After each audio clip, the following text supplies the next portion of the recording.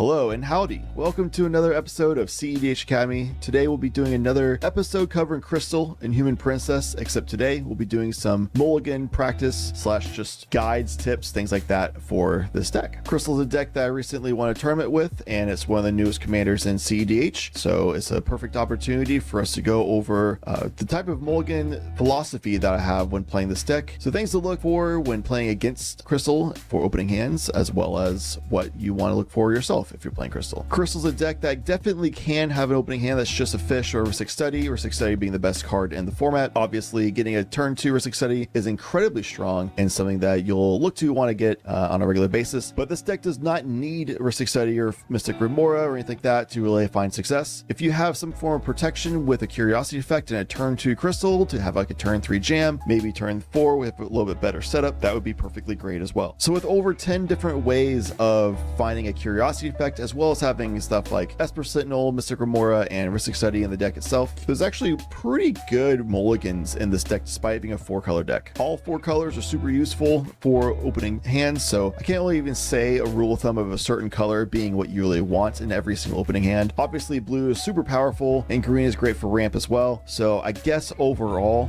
white and red would be the least valuable cards in general, but some opening hands really need that white or red mana as well to really get started. Maybe you need like that red for the mana ramping, we get like that Ragavan out, or you need white for that Esper Sentinel, or get like a Enlightened Tutor going on, something like that. All right, I've been shuffling quite a bit. Let's go ahead and look at the first 7 cards.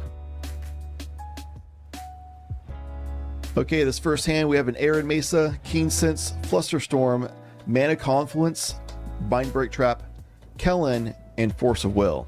I really want to keep this hand because it has a Keen Sense in it, as well as Kellen as a backup way of getting a Curiosity effect, plus multiple forms of interaction, and you do have 2 lands to get whatever colors you need. However, it's only 2 mana. We need 3 to cast Crystal herself. We don't have any ways of actually getting more mana. Therefore, unfortunately, this is not a hand that we'll be able to keep. Now, what I'll say real quick when you're doing Mulligan practice is you do not ever look at the top card of your deck. That should never be accounted for when considering whether or not you want to keep your hand. What you want you opening hand is an actual game plan. If you can have protection for actual game plan, that's awesome. But no matter what, you need to guaranteed be able to start getting some form of game plan underway, such as getting his Curiosity effects going on, maybe get like a draw engine under play, something like that. So yes, this top card could have been a land, and it actually was a starting talent, and I would have been maybe fine because with 3 lands it's a slow start, but with protection like interaction things, you probably can hold on until the turn 3 to start really going off, or turn 4 from there. But even then, if it's a 3 land hand, that's still pretty slow, and on a opening 7 you really want to try to ramp into a turn 2 Crystal and then turn 3 to 4 Jam instead of a turn 3 Crystal with no other real backup as far as engines go, and then trying to jam on turn 4. Some pods this could be fine, but in the majority of pods in the current meta, you want to go a little bit faster. You want that turn 2 Crystal or turn 2 Ristic Study, something like that. You want a big turn 2 play basically. But even if this wasn't a starting talent, even worse, it'd be a bunch of non-mana cards off the top, so they just sit around doing nothing the whole game. So say if instead the top cards were an Underworld Breach, Pact of Negation, Force of Negation, Storm Killing Artist, Snake Umbra. At this point, turn 5, you still don't have the ability to cast Crystal. You can cast Underworld Breach, but for what? There's nothing you can actually do here. There's not even a creature that you can put Keen Sense on at this point that you'd be able to just attack for card draw or something. You have nothing actually happening. A lot of great cards, but you need an actual game plan known in your opening hand. Gambling for hoping you have something good on the top deck is only something saved for mulliganing down to like 3, maybe even down to 2 cards in the cEDH. If you're not mulling that low, then you need to have something guaranteed in hand. So we'll look at the next 7.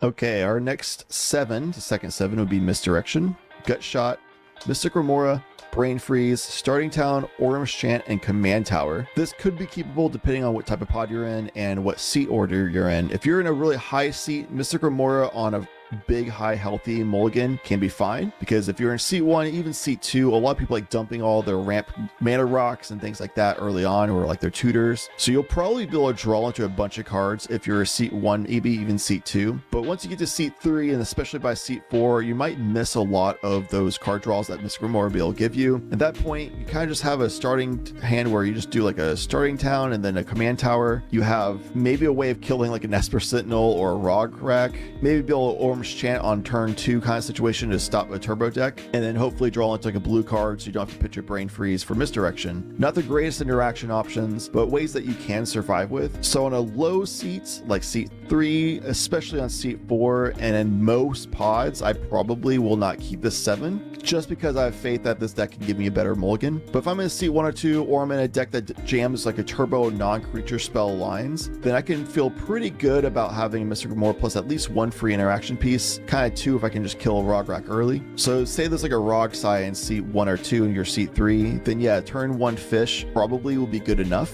Start with your starting talent so it doesn't come in taps later in the game. You don't really care about your life total that much either. We don't run black in the deck, so we don't do a lot of life matters things like ad nauseum, etc. And then turn 2, of course, you can do a command tower, draw a bunch of cards, maybe kill the Rograk for the Rog Sai. If there's a Rog Ishai, you can kill the Rograk there as well. And then just hope that turn 2, you'll be paying for the fish, and then drawing up cards that your 1 mana, maybe more mana ramp that you might draw into will get you there. So this is a pretty good 7 to keep, because this deck plays really well into a slop situation, as well as a lot of interaction in the deck. So the fish drawing us a ton of interaction with 1 mana up on turn 2, free interaction in hand, plus some way of trying to just stop turbo players from going off. This might be enough depending on the pod, especially if you're in a highest seat. So let's see what the card draws would have been, considering we would have kept this fish. Turn 1 will be a land return. Go ahead and keep that in hand. Turn 2 will be a Mox Amber, which we can't actually convert into any mana because we don't actually have a legendary creature, but the Lotus Petal plus Mox Amber, if we're able to find some way of getting like a Ragavan out or a Rite of Flame or something like that, then we might be able to work with that. Something of note is Mox Amber isn't great for the control mindset with Crystal if you get Crystal out early, because it only taps for red and green. If you're tapping for red and green, green doesn't really do anything as far as control goes. And for red, it's really just an anti-blue control pieces like Pyroblast, and most other red interaction pieces you have in this deck are free spells like deflecting spot, things like that. So Mox Amber, mostly just good for ramping purposes, not great for control purposes. Other cards would have been a land. Tidal Borch wasn't doing much for us other than pitch for misdirection, but then Jennifer Walters. At this point, we've had a ramp situation where turn 3, we could do a crystal. Maybe if we drew enough cards, we can do a turn 2 Jennifer Walters, and then turn 3 crystal because the Mox Amber will be online. We get another land, but we really need to keep the fish around, so we need the mana, so we can't really cast the crystal, which is a big part of why fish is something I mentioned earlier, something I might not really want to keep as an opening like fresh 7. Even though fish is a really great card and could help us with a control package, we could keep using these interaction pieces, things like that. Orm's Chant, eventually get Sabine's Reclamation. Odawara could be useful, and then Riot of Flame we could come back in later. But honestly, a little bit unlucky on the draws. The fact that you have to keep paying for Mystic Remora, it makes it really hard to cast Crystal at any given time. So you're always going to be like a turn behind everybody else no matter what. It just doesn't feel great for a second 7 even. Fish is something I really just fall back on if I'm going low on mulligans. Instead, I'd much rather try to go for a Curiosity Plan or Mystic Study early, especially on a second 7. So unless I'm in a certain pod that I feel like Mystic Remora might be able to be a really good option, a lot of non-creature spells early, could be an early keep for a healthy hand like a second 7, but a lot of pods I actually end up pitching that. Even though we kind of kept that second 7 for the sake of mulligans and showing what the deck could do, because of the fact that I generally would actually pitch the fish for going down to 6 in that situation, we'll go ahead and go down to 6 at this point. I really just want to showcase how a fish could be good and fine to keep for a second 7, but it doesn't feel great in the deck, and you probably will want to pitch it unless you're in a pod that really you know is going to feed the fish a lot. But again, of course, if I'm down to like a 4 or less, I'm keeping the fish. If I'm down to 5, there's a pretty good chance I keep that hand, keep the fish around, see what I can draw into. Once you get down to 5 on the mulligans, that's when you start getting into like desperation mode for this deck. You definitely can comfortably mulligan lower if you need to, but if you find anything that's keepable at all, especially if it's like a Mystic Remora, maybe an Esper Sentinel, something like that, then keeping that 5 is going to be really good. The top 4 game I actually won the tournament on was a first 7 Esper Sentinel. I just kept a bunch of mana Esper Sentinel and a couple of Curiosity effects I could jam, as well as 1 piece of mana. Seat 1 Esper Sentinel actually is kind of insane. It's going to draw you a bunch of cards for sure, and you don't have to keep paying to keep it around. But anyway, let's go ahead and look at the down to 6 mulligan. All right, let's see where our 6 is. We got a Taiga, Gitaxian Probe, Pyroblast, Fierce Guardianship, Brain Freeze, Swan Song, and a Noble Hierarch. This is a bunch of interaction, a little bit of mana. Maybe Gitaxian Probe can find us a second land by turn 2, but there's no actionable game plan. You have interaction, you have ways of stalling people, you have a win piece, but it's more of like a backup win line that we want to go for. It's not even our primary game plans in this deck. So if we want to gamble and get rid of something like a Swan Song or get rid of Pyroblast, depending on what pod you're in, keep this as a 6. You keep one of these. then maybe this could be keepable. But again, that goes into that situation where you're gambling. You don't have a confirmed actual game plan. We're still at 6. And like I said, we can pretty comfortably mulligan lower in this deck. So I would just mulligan anyway. I really don't see any pod that I would ever keep that hand in. It just doesn't make any sense. The most likely scenario you find yourself in is that you just lose slower because you interact with people a little bit, but then somebody is eventually going to get to the game plan where they have plenty of interaction, or you ran out of interaction of the other people, so now the window's open for the last person to go. All right, let's see what this deck gives us for mulligan down to 5. All right, we got an Offer You Can't Refuse, Flusterstorm, Pyroblast, Mystical Tutor, Bloodstained Mire, Force of Negation, and Ophidianai. This hand isn't really keepable because one land and they can like offer your Force of Negation, pitching like a Flusterstorm or something, and then turn 2, use the treasures plus the land to cast Crystal. Pray you get another land or mana source, so then turn 3 can Ophidianai, and pray that you have some form of non-creature spell and then you can cast to start storming off with. Maybe do Ophidianai on an instep situation, so then you can untap to storm off with mana. That's a turn 4 win line if you get mana, but it's not guaranteed that you would get that third source of mana to be able to do the Ophidianai with at all. I mean, you can look at the top, of course, it's the Birds of Paradise, but then that actually doesn't work super well because then you need Birds of Paradise and wait another turn. So you're going for like a turn 5 win line at this point probably, and there's a Rite of Flame. So if you were desperate and don't want to go down past 5, you actually would have gotten lucky to do a Rite of Flame Birds of Paradise situation. With these draws, you probably just turn 1, do a Taiga for Birds of Paradise, because setting up mana is actually better than doing this like crazy offer your Force Negation thing. You just keep this as interaction instead, and with the Taiga and Birds of Paradise on turn 2, you do a Rite of Flame with a Taiga, Birds of Paradise for Crystal, still have this free interaction to do stuff with. These would have been pitched forever ago because of mulligan to 5. And after this interaction, you untap with 3 mana. Turn 3, you draw a Ragavan, which you probably would just hold on to. Go into the next turn rotation on instep, tap out for Ophidianai. You can use this Force of Negation if you didn't somehow miraculously use it at this point to protect your own Ophidianai. And if you did have to use it earlier, that means they probably aren't much interaction on the board. Resolve this, and then hope you draw a non-creature spell, which you didn't. So that's why you don't keep this kind of 5, because it, 1, required being lucky anyway, and 2, you ended up not drawing the cards you needed because you probably need to use your non-creature spells on other things at this point. So we'll go down to 4. At this point, if we're going down to 4, then we really are looking for any form of draw engine. We literally want just more cards. This deck has enough interaction that we probably will draw into good enough interaction pieces, and if we're good enough and skilled enough as pilots, then we should be able to interact with key things at the right times, make deals, try to extend the game as much as you can to draw more cards, and see if we can get there at some point in the game. So going down to 4 later, we're looking for like an Esper Sentinel is fine at this point. Versic Study obviously would be amazing.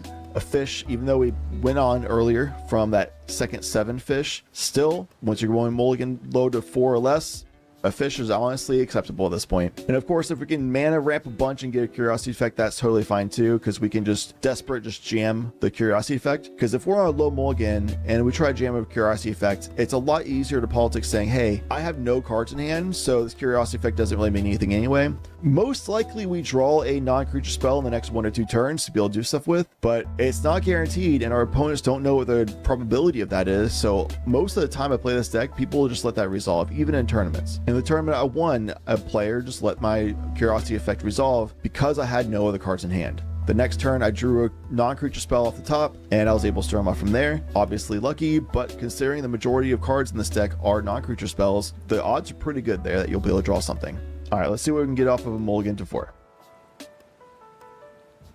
All right, down to 4, we got Hexing Squelcher, Exotic Orchard, Offer Can't Refuse, Ophidianai, Mox Amber, Deflecting Swat, and Emergent Zone. If this was a 7, this is actually playable, which is crazy because Hexing Squelcher makes your Mox Amber uncounterable. So when you offer, you can't refuse your own Mox Amber on turn 3, you'll be able to get a turn 3 Crystal, turn 1 Exotic Orchard, turn 2 Emergent Zone to cast the Hexing Squelcher. Turn 3, we untap with mana and offer, can't refuse your Mox Amber, can't be countered, so you get the 2 treasures still, and your Mox Amber resolves, which with those 2 treasures, you crack those, plus probably your Exotic Orchard, or maybe just your tap your Emergent Zone, get your Crystal, you'll have 2 mana left available. You'll have a Deflecting Swat, which is free interaction to try to stall out the game, and then a Feeding Eye, so they can come in later. Obviously, if you're against a bunch of turbo decks, it's a little bit sketchier.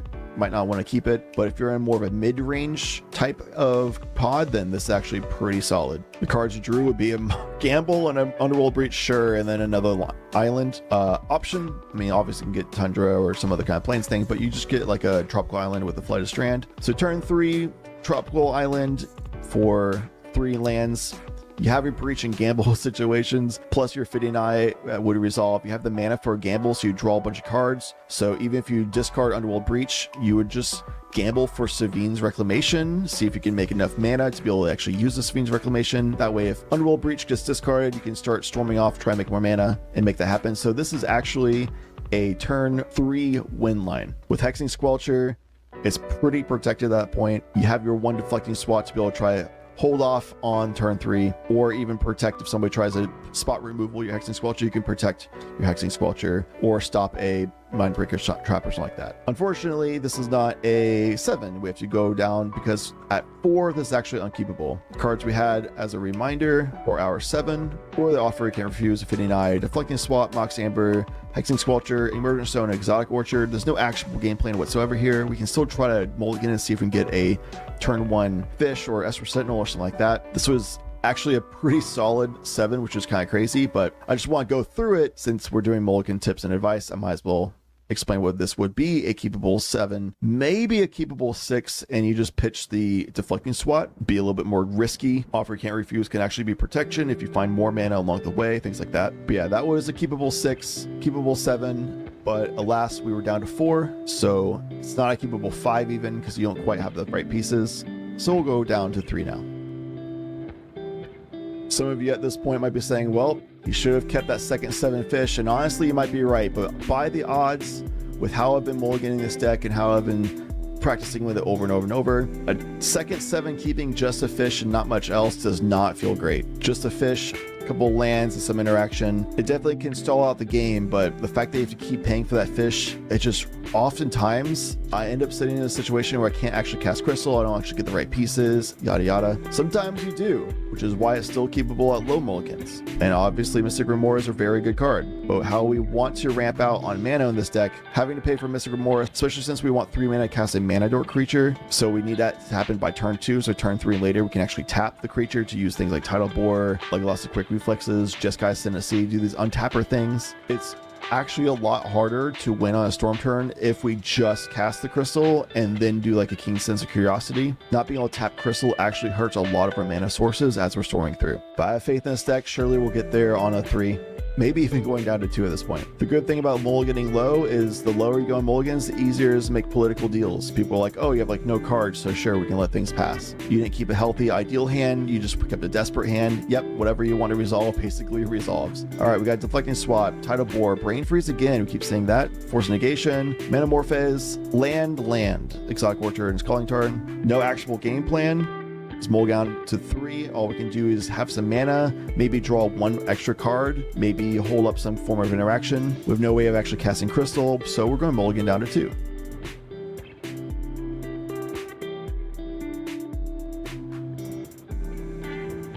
All right, see what 2 gets us.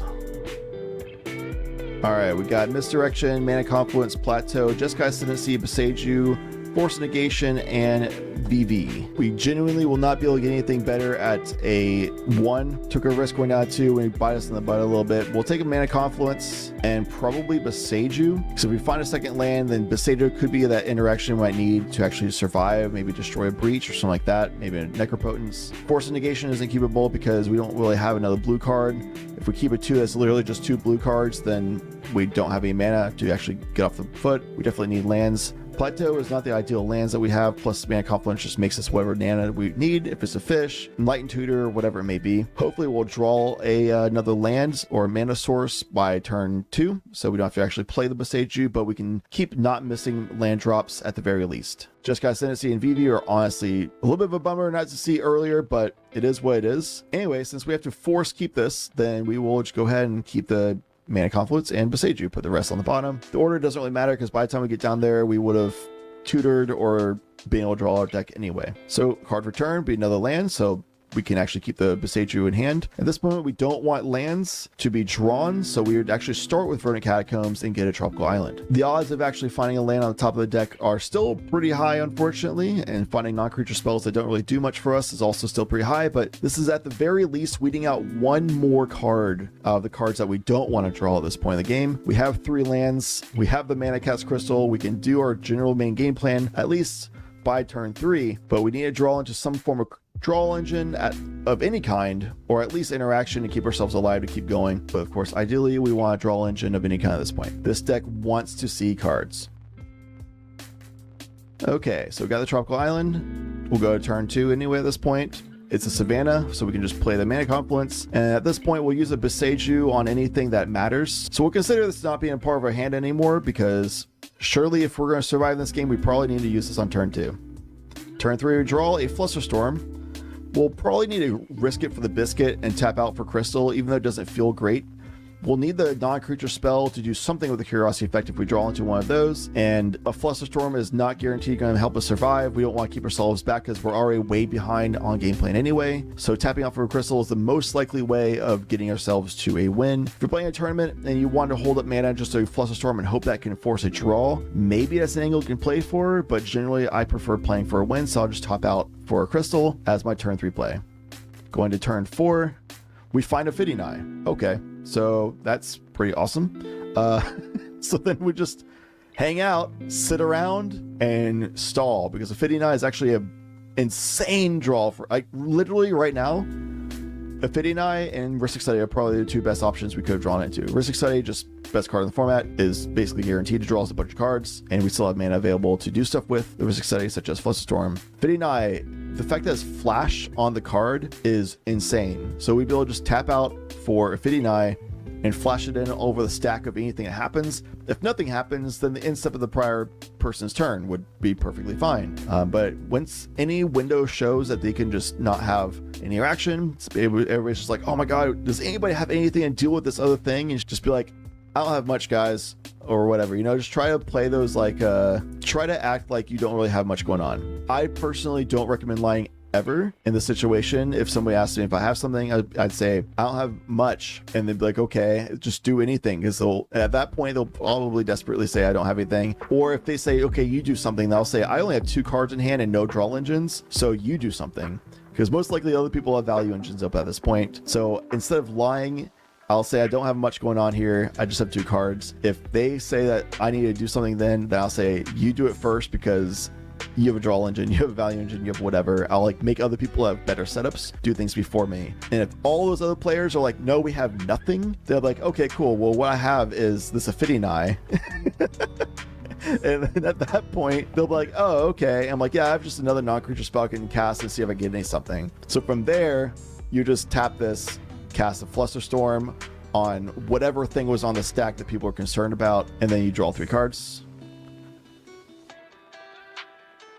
And from here, if you need to keep casting things to try to keep dealing with the stack situation, Flusterstorm didn't do enough for you, and it doesn't let you get to your next turn, because if you do get to your next turn, you do Trek Rich plus the land and keep going off from there, which is pretty great. But if that doesn't do enough for you, you can just Daze to balance this island in hand.